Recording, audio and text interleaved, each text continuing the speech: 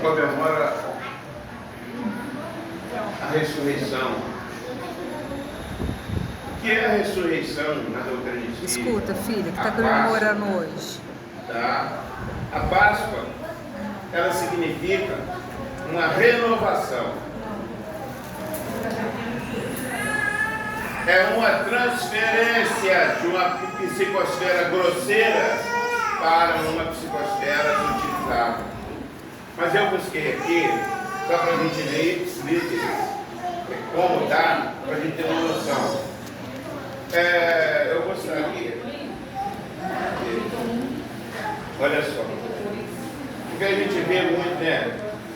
As pessoas, a Páscoa, dentro da visão do Espiritismo, não é comemorada com foco material.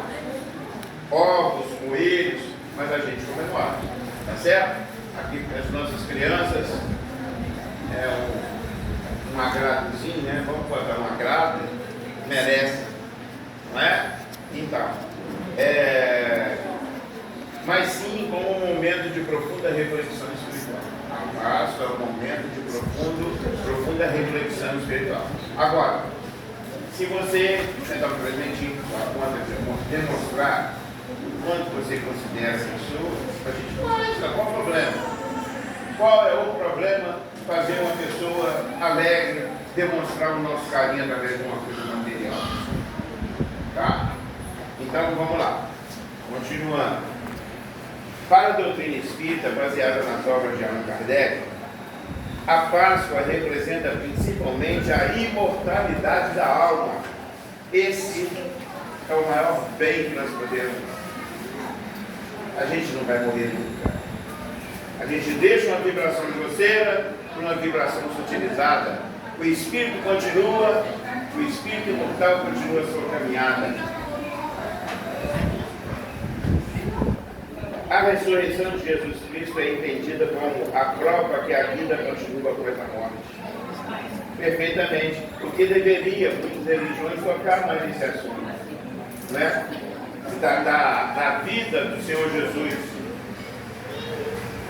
Mais importante que lembrar um fato histórico é renascer moralmente. Exatamente essa é a proposta nossa. Essa mudança interior. Renascer para uma vida grandiosa que nos aguarda dentro de nós. Combater as paixões é isso. Mais importante que lembrar no fato histórico é renascer moralmente, abandonando vícios, mágoas e erros. Transformação espiritual. A verdadeira ressurreição é a mudança do coração, tornando-se uma pessoa melhor. Exatamente o que focamos aqui o tempo todo. A verdadeira ressurreição é a mudança do coração, tornando-se uma pessoa melhor. A mudança, está prestando atenção? A mudança do coração, tornando-se uma pessoa melhor.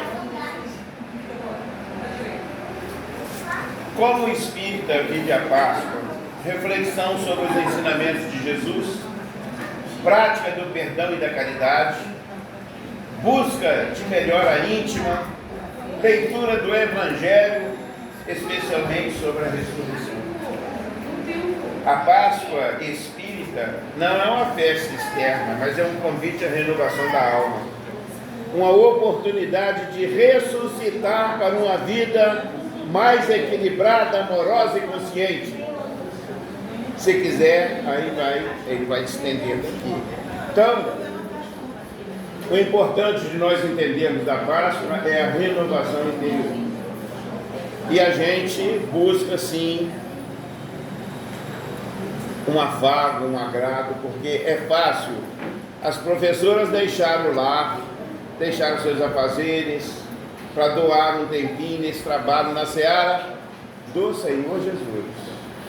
A gente deixou o nosso trabalho, muitas mães deixaram os lares, poderiam estar se preparando para o almoço de domingo, receber a família, uma mãe, uma avó, vieram trazer suas crianças.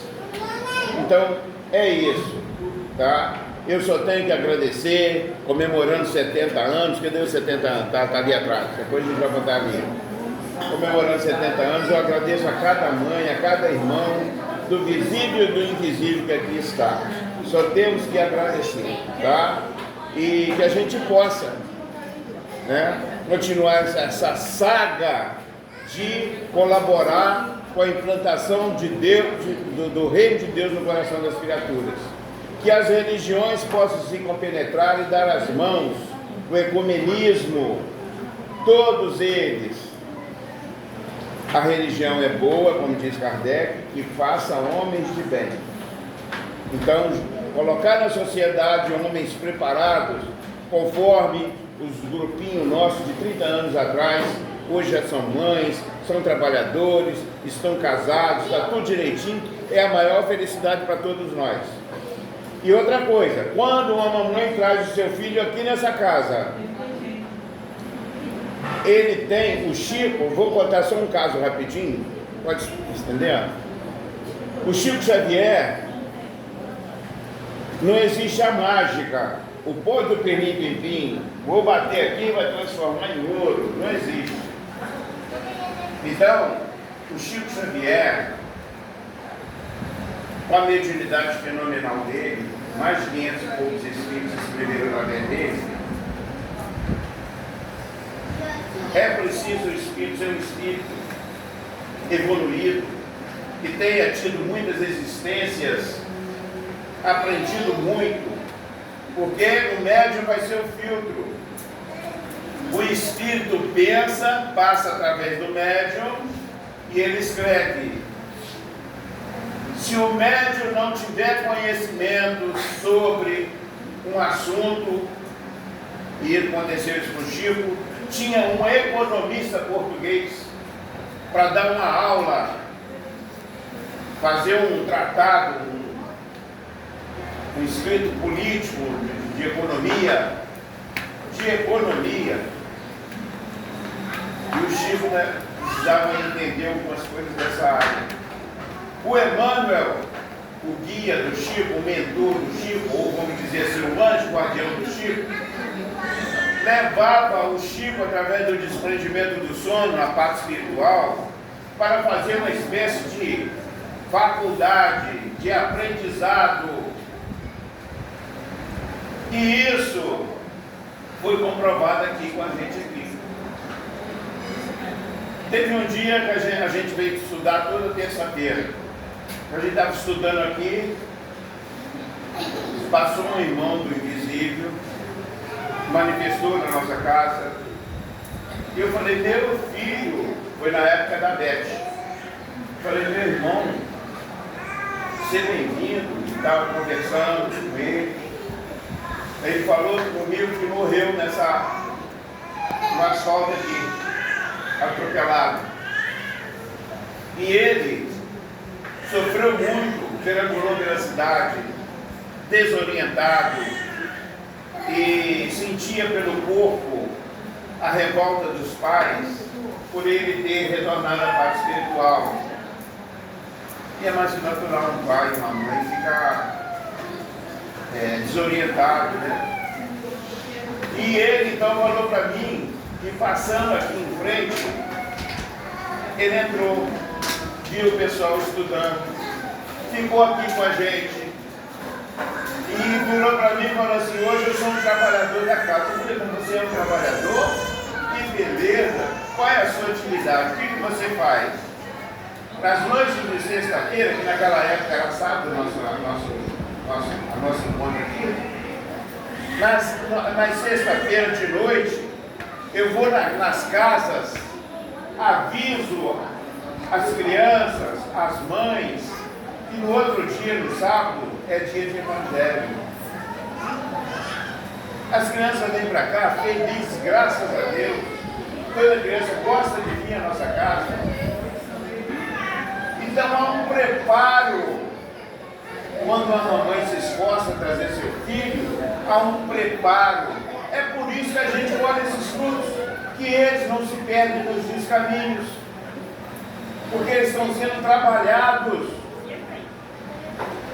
Porque quando a gente vai dormir, o corpo precisa descansar, mas o espírito precisa dormir? Não. O espírito espírito elevado na parte espiritual. E se ele está focado, se ele está no lugar, se está fazendo prece, se está recebendo amparo, se está matando a saudade dos seus através do desprendimento do sono, é lógico que ele vai ficar mais suave diante da vida. É lógico que ele vai se sentir amparado. É lógico que ele vai ficar mais difícil de cair nos descaminhos da vida. Então é assim que funciona. Não existe a mágica. O trabalho é dioturno. É fácil, todo mundo se deslocou de casa. Tem coisa para fazer. Mas a vida do seu menino na sociedade é muito mais importante. Certo? Se uma mãe pudesse, andava grudada no filho o dia inteiro. Mas não pode. Tá certo? Então fica aí vamos fazer a nossa prece de agradecimento. Eu agradeço a todos que aqui estão, do visível e do invisível. E o patrono da nossa evangelização chama-se Doutor Adolfo Bezerra de Medeiros. Nós vamos fazer a prece do Doutor Bezerra.